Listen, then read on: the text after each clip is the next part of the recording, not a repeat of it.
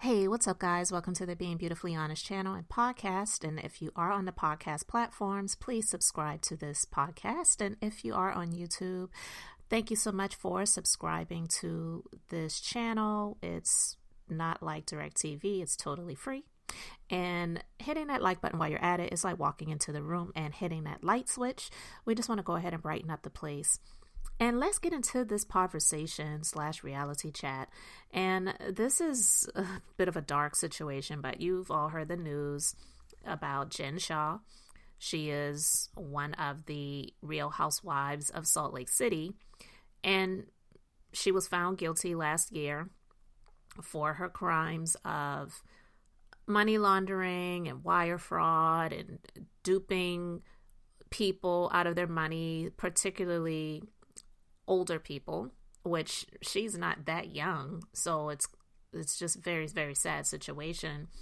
But she was facing, I want to believe, 10 or more years in prison.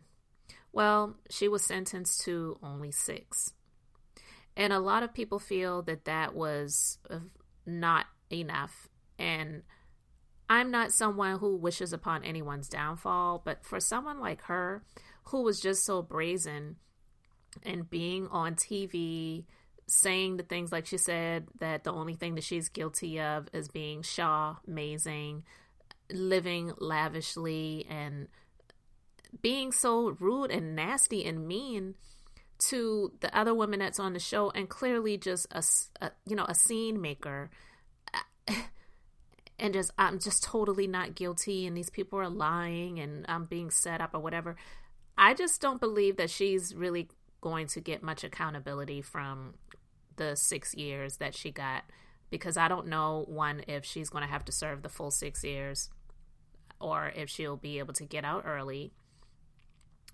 But she's already showing that she's not taking much accountability, and I'm just going to talk about this story. It actually comes from Ace Showbiz, and it says that jenshah celebrates 6-year prison sentence for wire fraud with lavish Italian dinner party. And before I get into the story, some people may say, well, she's going to be going to prison, so why not allow her to celebrate her freedom while she is, while she's out?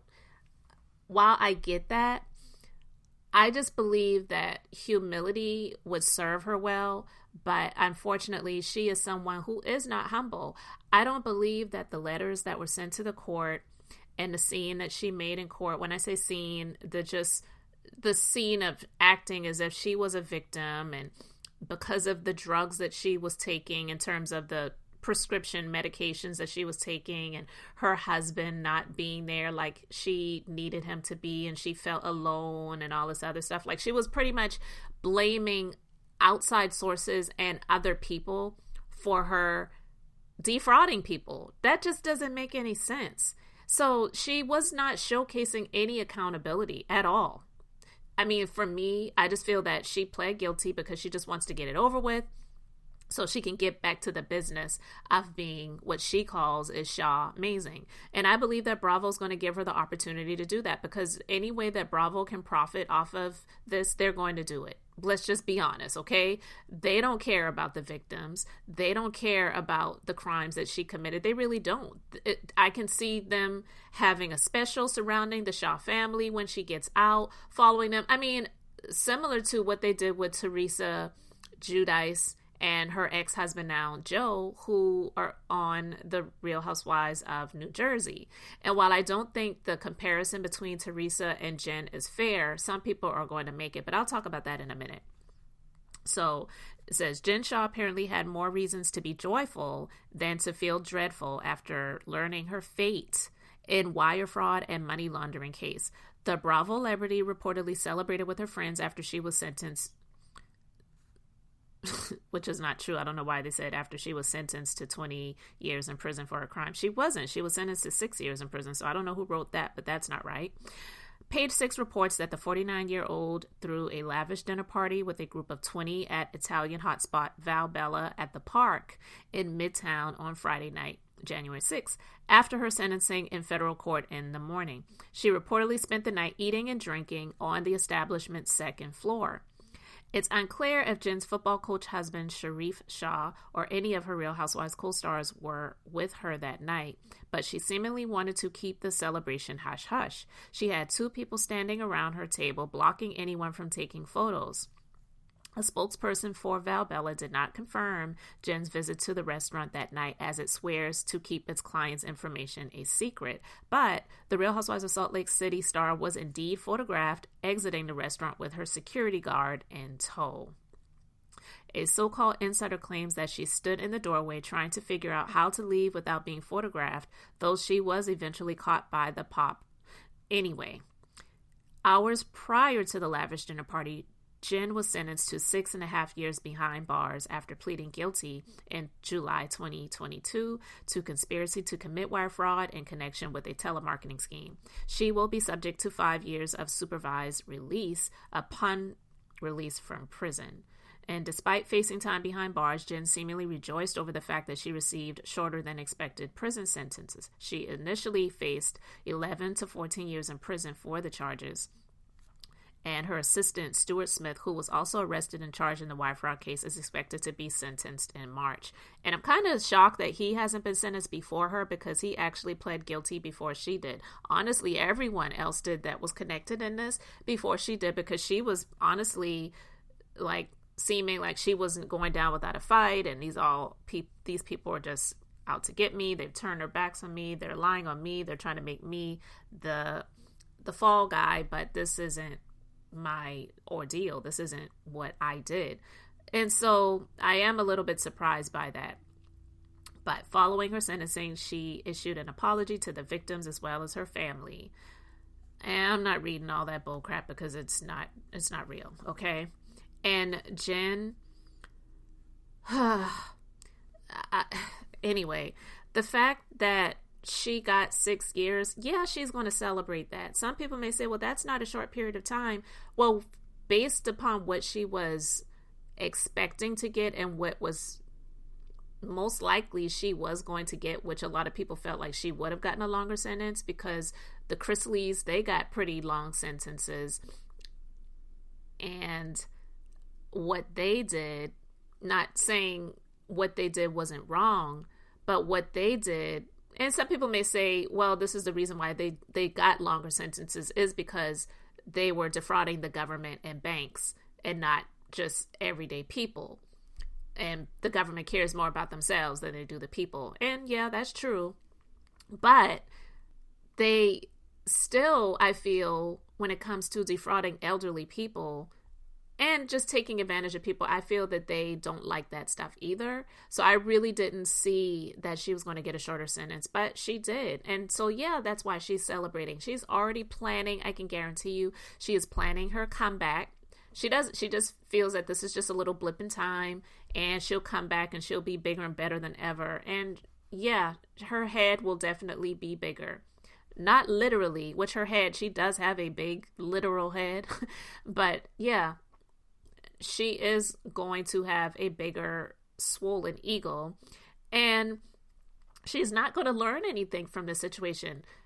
And I'm not saying she's going to go back to committing crimes, but she's going to just be as brazen and bold in terms of her nastiness as ever. I can't deal with her. I didn't like her from the first season when I watched the show. Nothing has changed about her in terms of her appeal, I should say, to my liking. I don't like her. I just don't like her character whatsoever. So Teresa Guidice says she can't relate to Jen Shah's fraud case, and she said, I would never do something like that.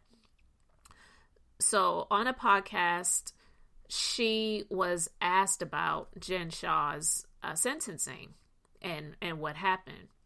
So while Guidice has also experienced her share of legal battles, spending a little over 11 months in prison for mail, wire, and bankruptcy fraud in 2015, she shared on the latest episode of the Namaste B Words podcast that she can't relate to Shah.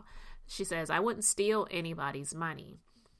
I would not do that. I would never do that. That's so bad. I'm a mother first. That was my first priority always since I started the show. I always put my kids first. But when you're stealing from people And the kids could read this and be like, Mom, well, why'd you do this? What do you say to your kids to, to that end? And in my opinion, when it came to Teresa, I feel that she suffered by proxy, because a lot of that stuff that happened, it was her just being her husband's wife. He was the lead. He was the one that was handling the business and the books and all of those other things. And yeah, she signed documents and whatever. And unfortunately, she just kind of was dealing with the effects of that, but she didn't intentionally do these things. I'm not saying she didn't know anything and he didn't tell her anything, but what I am saying is she suffered the consequences of being married to a guy that just didn't care, But with Jen Shah, and it is questionable whether her husband knew about anything that was going on, she was the ringleader in all of this stuff. So I don't think the comparison between Teresa and Jen Shah is fair. I don't believe that. But one thing to report is that she's been ordered to seek mental health treatment once she is released from prison. And this story comes from TMZ. And it says Jen Shah is going to get her head checked. And they're so funny because they know why they put that. She definitely does have a big head, okay? So for them saying that, they're definitely throwing some shade and wanting people to laugh at the situation. And yeah, it is kind of funny for them to put that. But they said Jen Shah is going to get her head checked once she finishes her stint in the big house. And it's all Uncle Sam's idea. It's a few years in her future, but the Real Housewives of Salt Lake City star has a couple special conditions for her eventual prison release. And according to new docs they obtain, chief among them is a requirement to participate in a mental health treatment program. Remember, Jen was recently sentenced to 6.5 years behind bars in her wire fraud case, and she's supposed to surrender to authorities on February 17th to start serving her sentence at a federal penitentiary in Texas. Once Jen serves her time, she's going to be under 5 years of supervised release, during which she's got to do her mental health treatments. At her sentencing, Jen got emotional as she apologized, saying, "With the proper medication, I can now see what happened." The docs say Jen must continue to take her prescribed meds when she gets out of prison unless her health care provider decides otherwise. Jen's probation officer has to sign off on the mental health program she chooses, and she may be subject to testing to see whether she's reverting to drug and alcohol use. Prison figures to be a huge culture shock to the reality TV star, and re-entry to society might be the same. So a little checkup from the neck up couldn't hurt. That's how the feds see it anyway. So that's the end of that story. But she definitely has some mental issues. If you watched her on this Real Housewives of Salt Lake City, she would fly off the handle for the simplest things. Simplest things. And it just looked like, and I hate to put this word on it because we all have a brain, and that deals with our minds, that deals with our thought patterns, that deals with our mental capacities and mental faculties. So we all need to get mental health checkups, period. Just like our physical body. And it's a strange world that we live in when, people don't get brain checkups. We don't. So again, I say that to say, I hate to use the C word, crazy, but she comes off as a crazy chick when she flies off the handle and she's going off on people for the simplest things. And it's just, we get it. You're on a reality show, but it just was not the normal drama. And those girls were scared. Those girls were scared of that chick. She was a freaking, I'm sorry, I'm just going to say it. She was a crazy person on that show. And I venture to say that I don't really believe that she was using drugs that caused her to act that way. I'm not saying she didn't indulge in some things from time to time. I just believe that she has a narcissistic personality coupled with some other things going on that really makes her believe that she has the right to do whatever she wants to do, say whatever she wants to say. She has a lot of real issues. And so it's a real good idea that they have ordered her to get mental health treatment, because I don't think that if they didn't order it, that she would be seeking that. But she's going to use it. Bravo's going to profit off of it. And I guess she has to make money because she owes millions of dollars in restitution. So, make your money, pay your restitution. But I don't believe that she should be getting praise, getting more famous, and utilizing the hearts of the public to try to play the victim. That's where my issue lies with it. So you guys let me know your thoughts about all of this in the comment section. Thank you so much for liking this video and subscribing. And until the next time, this is Beth, and I'm just being beautifully honest.